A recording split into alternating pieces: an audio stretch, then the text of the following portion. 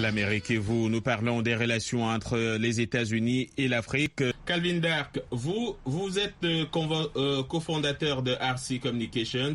Vous envisagez d'ouvrir des bureaux, on le disait, au Maroc. Comment s'est passé votre contact avec l'Afrique dans le domaine des affaires?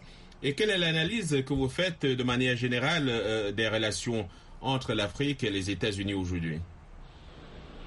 Oui, pour nous ici à RC Communications, notre objectif, c'est la communication.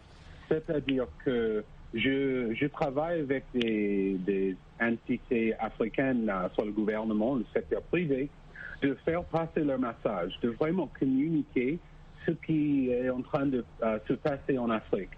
Pourquoi?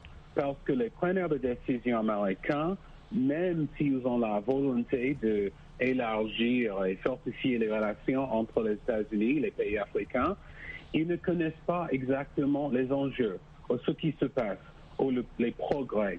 Lors de son allocution à Windhoek, la capitale namibienne, Jill Biden a dit que les États-Unis s'engageaient à faire en sorte que les pays africains n'aient pas seulement des voix dans des organisations telles que le Conseil de sécurité des Nations Unies et le G20, mais aussi que ses partenaires soient écoutés d'égal à égal.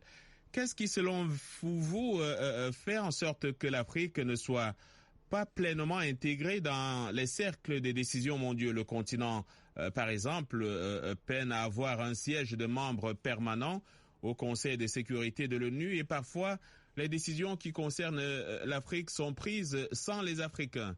Qu'est-ce qui explique cela?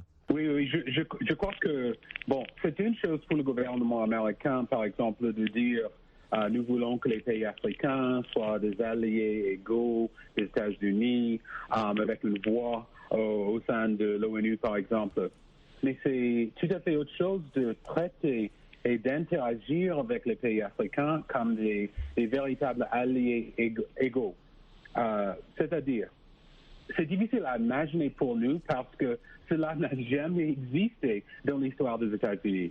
La plupart des preneurs de décision américains ne pourraient pas même imaginer, par exemple, un président américain aux côtés d'un dirigeant africain où les deux pays sont sur un pied d'égalité parce qu'ils tous les deux ont véritablement besoin l'un de l'autre. Alors, je crois que l'objectif de Joe Biden et l'objectif de l'administration Biden, c'est de vraiment préparer ce terrain pour que les pays africains puissent être les alliés égaux